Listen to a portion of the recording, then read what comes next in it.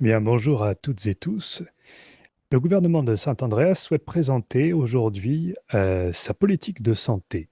En introduction, je dirais que cette politique, on l'a voulu comme la politique de sécurité, comme quelque chose de concret qui revient parfois sur des éléments essentiels, fondamentaux, mais qui se veut être une ligne directrice et politique euh, de la vision en fait du gouvernement de Saint-Andreas, de Monsieur le gouverneur, Monsieur Davis et moi-même. Cette politique de santé, elle s'articule autour de 5 points. Le premier, c'est l'égalité et l'universalité des soins de santé, avec un détail mis sur la gratuité. Jusqu'à preuve du contraire, à l'heure actuelle, les soins à Saint-Andreas sont gratuits. C'est important de le rappeler. Deuxième point est qu'il y a une réponse rapide et efficace aux urgences. Qui va avec le troisième, qui est en même temps une priorisation et une gestion des ressources en fonction de la gravité, en fonction des situations. Et je fais pleine confiance dans nos services de santé, de secours, médecins, pompiers, police bien sûr aussi, qui agissent aussi dans certaines situations d'urgence pour savoir utiliser les ressources de la meilleure des manières.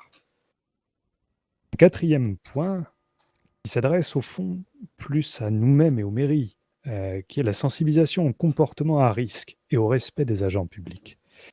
C'est un point qui demande de la part des institutions publiques, du gouvernement, des mairies, au minimum, euh, une communication, des actions parfois, pour à la fois sensibiliser tous nos citoyens et nos citoyennes au respect d'eux-mêmes, à la préservation de la vie, au fait qu'il y a des comportements qui sont dangereux. Et puis, que bien sûr, dans des situations d'urgence, les personnes exposées aussi, ce sont les secouristes. Et donc, ils engagent leur vie pour protéger la nôtre. Il est donc important d'avoir du respect envers eux. Et malgré la tension, malgré les drames qui peuvent se jouer, de garder en tête qu'il y a des êtres humains qui viennent nous aider.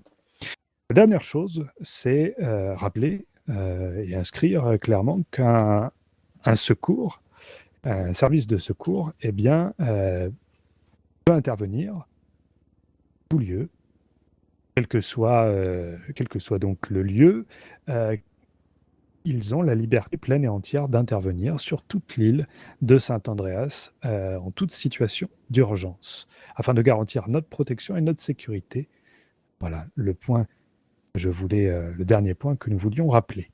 Du coup, dans le premier point, vous avez souhaité rappeler que les soins étaient gratuits. Pourquoi est-ce que c'était important pour vous de faire ce rappel? Est-ce qu'il y a eu potentiellement des remontées ou des demandes qui auraient été faites qui iraient à l'encontre de ça? Non, il n'y a eu aucune comment dirais-je, aucune remontée, aucune histoire de soins payants. Mais c'est important de dire que, à l'heure actuelle, la politique du gouvernement, c'est que les soins sont gratuits. Un autre gouvernement, ou même au fond nous-mêmes, qui que ce soit, pourrait décider d'un jour que certains soins pourraient être payants. Donc ça nous a semblé important que ce soit écrit quelque part, qu'à l'heure actuelle, la politique du gouvernement, c'est que les soins sont gratuits. Peut-être qu'un jour, un autre gouvernement décidera que ce ne sera plus le cas. D'accord. Et concernant le deuxième point et enfin le deuxième et troisième, parce que les deux sont finalement Mhm. assez en lien, sur le fait que les urgences doivent être rapides, efficaces et que les ressources doivent être utilisées de manière optimale pour ces interventions. J'imagine que c'est lié du coup au dernier point que vous avez mis dans votre politique de sécurité. Vous en parliez au préambule. La politique de santé avait été réfléchie un peu comme la politique de sécurité, sur notamment les interventions, par exemple sur des fusillades, qui a fait Oui, un petit peu beaucoup parler pardon, dernièrement. Donc, tout à fait. Après c'est un point à la fois général, qui peut paraître même d'ailleurs évident. Il semble logique que les urgences, la réponse aux urgences doit être rapide et efficace. C'est ce qu'on attend. Du coup, c'est une ligne que l'on met. C'est pas parce qu'elle est évidente qu'elle est qu'elle pourrait être toujours appliquée. C'est pas parce qu'elle est évidente qu'il ne faut pas la rappeler. Et c'est en effet aussi en lien avec des situations de fusillade, comme il y a eu souvent, pour bien rappeler que le gouvernement, mais bien sûr au fond les services d'urgence, s'engagent à agir dans l'urgence de la manière la plus efficace. Et c'est pour ça qu'on met efficace, ça ne veut pas dire foncer, foncer sans réfléchir. Il y a des moments où, au contraire, il faut parfois peut-être sécuriser une zone avant que les médecins puissent intervenir correctement ou quelles que soient les choses, les chefs de service et au fond tous les personnels de santé, de sécurité, d'urgence savent mieux que moi comment il faut gérer une situation. Mais moi, du coup, j'aurais une question un peu plus précise vis-à-vis de ça.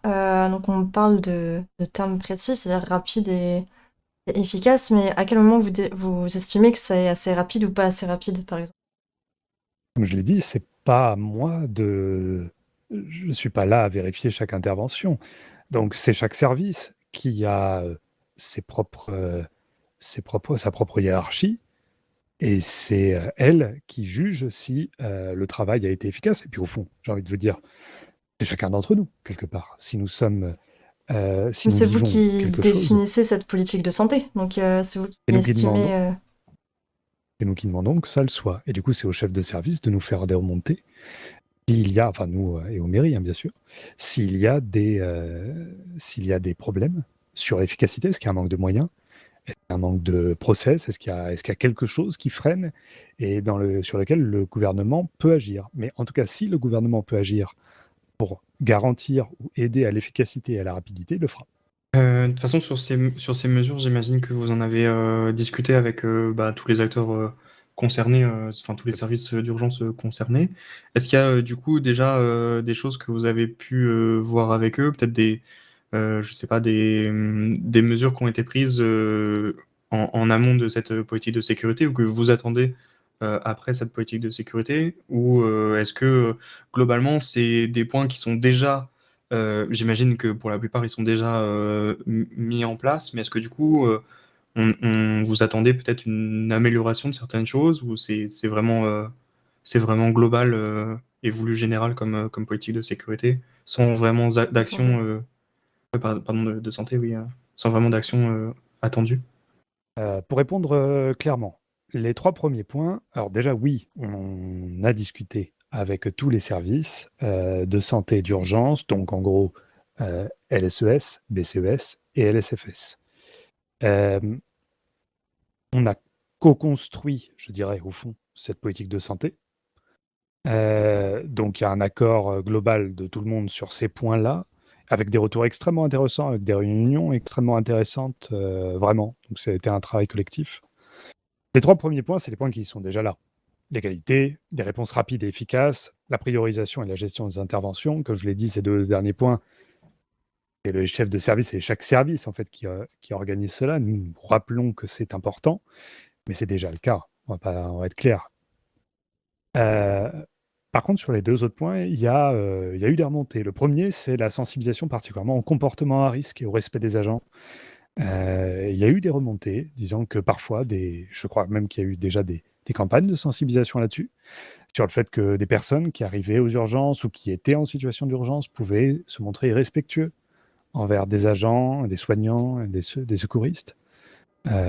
Et au fond, on a mis agent public, c'est pour rappeler aussi que ça concerne également la police, même si c'est une politique de santé, mais ce point-là, il est valable aussi pour les agents de police, il faut être respectueux.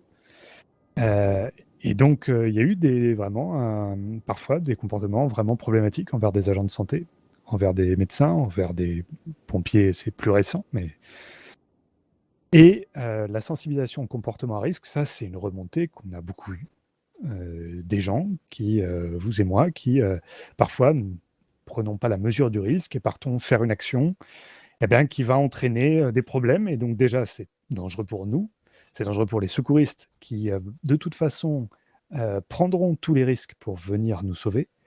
Et puis, ça mobilise du coup des ressources, alors qu'au fond, on aurait peut-être pu réfléchir et se dire, bah non, là, je mets ma vie en danger, en fait. Donc, je vais peut-être pas le faire, peut-être faire quelque chose de moins risqué. Voilà. Donc ça, c'est un point qui est important pour nous. Et le droit d'intervention, non, c'est pas qu'il y a un problème là-dessus. Par contre, je pense que c'est important de rappeler, ça a pu être quand même quelques remontées, c'est important de rappeler que, bah oui, un service d'urgence, il peut intervenir partout. C'est comme ça. En tout cas, nous, on le dit très clairement et sans aucune ambiguïté. En situation d'urgence, un service de secours peut intervenir absolument partout. En résumé, les 3 premiers points, c'est déjà là. Les 2 derniers points, c'est vraiment des remontées. Et donc, nous avons jugé, avec les services de secours, utile de le mettre. Je voulais revenir aussi un petit peu sur les ressources. On a vu dernièrement que, suite à l'arrivée de la neige, il y a pas mal de soucis de pénurie de sang. Il y a eu du coup des campagnes qui ont été effectuées. Est-ce que potentiellement il y a pas forcément des directives, mais vous poussez par exemple les administrations et les services publics à faire des dons du sang réguliers, ce genre de choses? Est-ce que c'est quelque chose que vous attendez, vous, en tant que gouvernement? Que vous mettez en place peut-être, vous? Tout à fait. En fait, il se trouve que dans le 4e point, à la fin, je ne l'ai pas précisé directement, on parle de la contribution de tous aux réserves de sang de Saint-Andreas. Donc, ça fait partie justement des points sur les campagnes de communication ou les actions de sensibilisation qu'on va faire. C'est continuer d'accompagner et de marteler, en fait, pour que toutes et tous contribuons aux réserves de sang de Saint-Andreas. Eh bien, merci beaucoup à vous pour cette conférence et cette explication de la nouvelle politique de santé. Merci infiniment à vous d'être venu et pour vos questions. Merci beaucoup.